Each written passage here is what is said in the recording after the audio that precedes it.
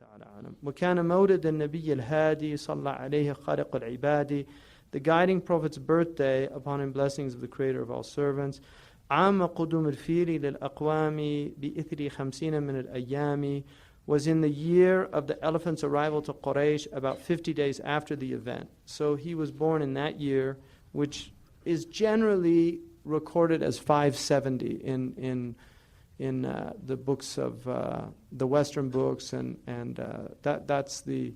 I mean, we can't. It's hard to know with absolute certainty if it was, but it was definitely 569, 570. Some will even say 571 or 2.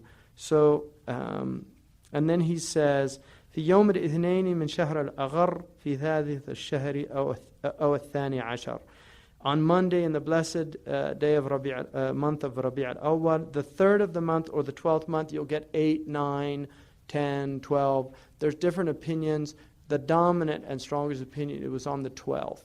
And that's what, it's a national holiday in every single country, Muslim country, with the exception of one. But all the other Muslim countries have it as a national holiday to celebrate the Prophet ﷺ's birthday. And historically, it was celebrated with great fanfare throughout the Muslim world. The fact that the Mawlid has died down so much is, I think, a very bad sign, in fact, in the Muslim Ummah. That's my personal opinion. The Mawlid was an immense time of feeding people, of feeding the poor, of charity, of reading the seerah, of reading the shama'il, reciting qasaid, writing poems, delivering poems, visitations. It was a big time because people just felt the blessing of the Prophet, particularly in that month. But the Mawlid is celebrated throughout the year by people that celebrate the Mawlid. So it's not that they don't just celebrate it on Rabi' al-Awwal or the 12th, but literally will recite it. It's very beautiful to recite the Mawlid, and Barzanji's is certainly probably the best and most authoritative. Imam al-Kattani, which is the Moroccan Mawlid, has a beautiful Mawlid also recited in Morocco. But it's something that you really want your children exposed to, the Mawlid. It's important to celebrate the birthday of the Prophet ﷺ.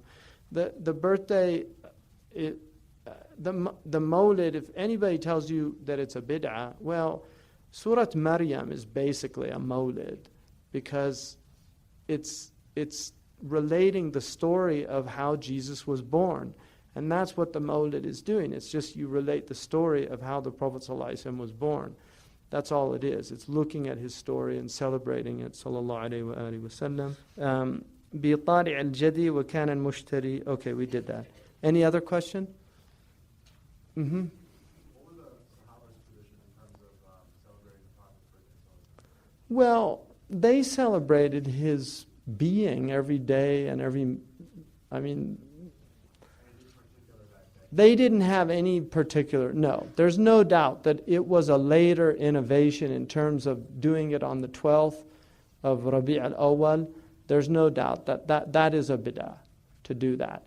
Now, depending on the school, bid'ah is not all bad. And that's the dominant school of the ulama, is that there are bid'ah hasana. Man sanna fil islami sunnatan hasana falahu ajruha wa ajru man amila biha. Whoever does a good sunnah in Islam, he has a reward for it. The Prophet also said, "Man ahdatha fi amrina hadha ma laysa minhu, fahuwa rad." The hadith of Aisha that Imam Nawawi relates, that whoever introduces into the religion what is not from the religion, then it's rejected. So the Mawlid celebration of the Prophet's birthday, for instance, a man asked in the Sahih collection, a man asked the Prophet about fasting on Monday, and he said, "Fihi wuridtu." That's his answer. It is a good day. It's a blessed day. I was born on that day. We know that in the Sahih collection also that Abu Lahab, his punishment is actually lessened because he freed Thuwayba on the girl that brought him the news of the Prophet's birthday was freed. Abu Lahab was so happy that his brother had a son that he said, "You're free, anti hurra." So he freed the girl. And the Prophet said because of that, because of his being happy of the Prophet's birthday, which is why, don't say I don't celebrate the birthday. Because that could be kufr. Just the Prophet said people will say, رُبَّ أَحَدِكُمْ يُلْقِي يَتَكَلَّمُ بِكَلِمَةٍ لَا يُلْقِي لَهَا بَالًا. Maybe one of you will say a word, he doesn't think of what it really means. وَتَجُرُّهُ فِي جَهَنَّمَ 70 خَرِيفًا. It will drag him in the hellfire for 70 years. Because he doesn't think of what it means. So to say, I don't celebrate the birthday of the Prophet, أعوذ بالله. I mean, what do you mean you don't celebrate his birthday? You have to. It's a fard to be happy he was born.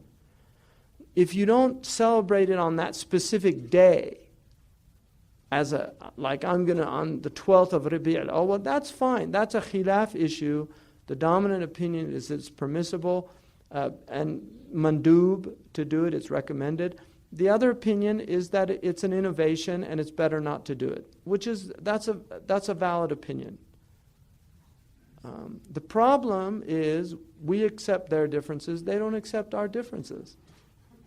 So what can we do about it?